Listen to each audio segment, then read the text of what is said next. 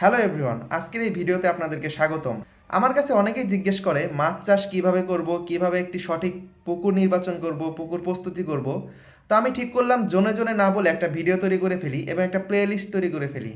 আমি একটা প্লেলিস্ট তৈরি করেছি, এখানে আমি প্রতিদিন একটা করে ভিডিও আপলোড দিব, যেখানে একদম পুকুর প্রস্তুতি থেকে শুরু করে পোনা মজুতকরণ, পোনার খাবার দেওয়া, মাছের খাবার দেওয়া, মাছের ব্যবস্থাপনা, রোগ ব্যবস্থাপনা, হারভেস্টিং সহকারে একদম কমপ্লিটলি একটা মাছ চাষের গাইডলাইন দেব।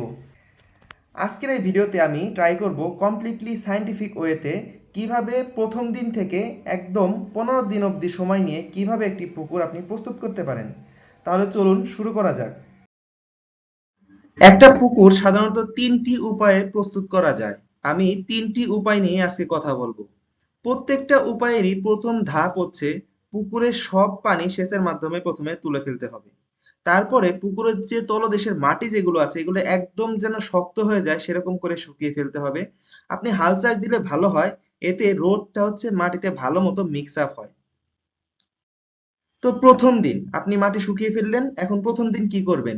এই শুকনো মাটিতে আপনি প্রতি শতাংশে 1 থেকে 1.5 কেজি হারে চুন দিবেন এবং চুন দেওয়ার পর সেটা পা দিয়ে এপিট ওপিট করে রেখে দিবেন। সেটা 1 থেকে 3 দিন পর্যন্ত রেখে দিলে মাটির উর্বরতা বৃদ্ধি পাবে। চতুর্থ দিন আপনি কি করবেন? চতুর্থ দিন হচ্ছে আপনি পুকুরে পানি প্রবেশ করাবেন এবং সাধারণত 6 থেকে 8 ফিট পানি রাখা সব মাছের জন্য ভালো। পানি প্রবেশ করানোর সময় জীবাণুনাশক আপনাকে ব্যবহার করতে হবে। আপনি এর জন্য ব্লিচিং পাউডার ইউজ করতে পারেন এবং প্রতি শতাংশের জন্য 50 থেকে 100 গ্রাম ব্লিচিং পাউডার ব্যবহার করা খুবই ভালো। এতে সব ধরনের জীবাণু মারা যায়। পঞ্চম থেকে 10তম দিন এই সময়টাতে আপনার কোনো কাজ নেই, পুকুরটা একদম স্থির রাখতে হবে। পুকুরে কোনো ধরনের অ্যাক্টিভিটিস এই সময়টাতে করা যাবে না। 11 নম্বর দিনে এসে আপনি কি করবেন? প্রতি শতাংশে 250 গ্রাম হারে লবণ দিবেন পুকুরে। এতে পুকুরের প্রোডাক্টিভিটি অনেকাংশে বেড়ে যায়। 12তম দিনে আপনাকে যে কাজটা করতে হবে, কোনো একটা কোম্পানির প্রোবায়োটিক কিনতে হবে। প্রতি শতাংশের জন্য 10 গ্রাম প্রোবায়োটিক নিবেন, 2 গ্রাম চিটাগুড় নিবেন এবং কুসুম গরম পানি দিয়ে সেটাকে 3 থেকে 4 ঘন্টা ভিজিয়ে রাখবেন। তারপর সেটা পুরো পুকুরে আপনি একটা গামলা অথবা একটা বাটির মাধ্যমে ছিটিয়ে দিবেন। এতে করে কি হবে? এই প্রোবায়োটিক গুলা প্রচুর পরিমাণে ফাইটোপ্ল্যাঙ্কটন গ্রো করতে সাহায্য করবে। আপনি 15তম দিনের মাথায় এসে দেখতে পাবেন আপনার পুকুরে প্রচুর ফাইটোপ্ল্যাঙ্কটন হয়েছে এবং আপনার পুকুর মাছ ছাড়ার জন্য এখন সম্পূর্ণ প্রস্তুত। এই গেল একটা উপায়, এই উপায়ে আপনি পুকুর প্রস্তুত করতে পারেন। এখন দ্বিতীয় পদ্ধতি কি? আপনি দ্বিতীয় পদ্ধতিতে খৈল অথবা সার দিয়ে পুকুর প্রস্তুত করতে পারেন, এখানে কোনো প্রোবায়োটিক লাগবে না। সেম প্রথম দিনে আপনি প্রতি শতাংশে 1 থেকে 1.5 কেজি হারে চুন দিবেন, দ্বিতীয় থেকে তৃতীয় দিন তলদেশ ভালো মতো শুকাবেন, 4 নম্বর দিনে পুকুরে পানি প্রবেশ করাবেন, 5 থেকে 7 নম্বর দিনে পানিটাকে স্থির রাখবেন, 8 নম্বর দিনে এসে কি করতে হবে? সার প্রয়োগ করতে হবে। খুবই ইম্পর্টেন্ট। দেখুন, আমি হিসাবটা দিছি কিন্তু প্রতি শতাংশের জন্য। আপনি প্রতি শতাংশের জন্য 100 গ্রাম নিবেন ইউরিয়া সার, 50 গ্রাম নিবেন টিএসপি এবং 30 গ্রাম নিবেন পটাশ সার। এটা কি করবেন? একটা বাটিতে সুন্দর মতো গুলাবেন, গুলিয়ে আপনার পুকুরে দিবেন। বলে রাখি, সার কিন্তু মাছ খায় না। এই সারগুলো কি করে? ফাইটোপ্ল্যাঙ্কটন গ্রো করতে সাহায্য করে। 9 নম্বর দিনে এসে কি করবেন? আপনি প্রতি শতাংশে 200 গ্রাম করে খৈল দিবেন এবং খৈলটা অবশ্যই আগের দিন রাতে ভিজিয়ে রাখবেন। একদম যখন নরম হয়ে যাবে এই সার প্রয়োগের কিছুক্ষণ পরে খৈলটা দিয়ে দিবেন 9 নম্বর দিনে। তারপরে ওটা 10 নম্বর দিন এবং 11 নম্বর দিন অব্দি রেখে দিবেন, পুকুরে কোনো কাজ করার দরকার নাই।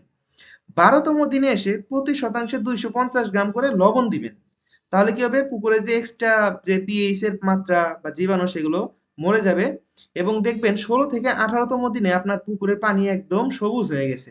তখন কিন্তু আপনি পুকুরে পানি পোনা ছাড়তে পারেন। এটা গেল দ্বিতীয় পদ্ধতি। 3 নম্বর পদ্ধতি হচ্ছে ইস্ট ও চিটাগুড় দিয়ে পুকুর প্রস্তুতি। আপনি ধরেন সারও দিবেন না, আপনি প্রোবায়োটিকই দিবেন না, তাহলে আপনার ব্যবহার করতে হবে ইস্ট এবং চিটাগুড়। ওই যে সেম টু সেম আপনি একদম প্রথম থেকে 4 নম্বর দিন পর্যন্ত দ্বিতীয় পদ্ধতি অবলম্বন করবেন। 12তম দিনে কি করবেন? প্রতি শতাংশের জন্য 5 গ্রাম করে ইস্ট নিবেন একটা একটা বড় একটা বালতিতে, 50 গ্রাম নিবেন চিটাগুড়, নিয়ে সেটাকে কুসুম গরম পানি দিয়ে একদিন সেটা ভিজিয়ে রাখবেন। ভিজিয়ে রাখলে কি হবে জানেন? এখানে প্রচুর পরিমাণে প্রোটিন, তারপরে বেনিফিশিয়াল যে ব্যাকটেরিয়া গুলো আছে সেগুলো তৈরি হবে। দেন এই মিশ্রণটা আপনার পুকুরে সম্পূর্ণ পুকুরে ছিটিয়ে দিবেন। একই দিনে 200 গ্রাম হারে ভিজে রাখা খোল দিবেন। ওই যেদিন এই আপনার এই ইস্ট এবং চিটাগুড় দিবেন সেই দিনই 200 গ্রাম করে ভিজে রাখা খোলটা দিবেন। তারপরে ঠিক 15 দিনের মাথায় দেখবেন আপনার পুকুরে একদম সবুজ হয়ে গেছে। সবুজ হওয়া মানে কি, আপনার পুকুরে প্রচুর পরিমাণে ফাইটোপ্ল্যাঙ্কটন গ্রো করছে। এটা যখন হবে তখন আপনি পোনা ছাড়তে।